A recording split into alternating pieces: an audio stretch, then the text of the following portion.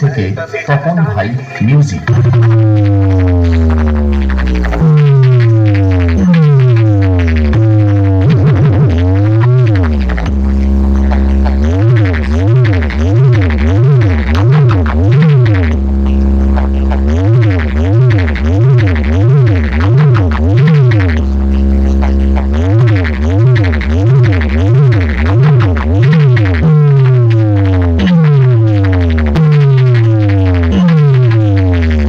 মনে রাখবেন বন্ধুরা, অপারেটর বাপ্পা হলো সেই ভয়ানক বেতার বাদশা, যার সামনে কেউ লড়তে আসলে তাদের ভিতরের আর বাইরের প্যান্ট দুটোই ভিজে যায়।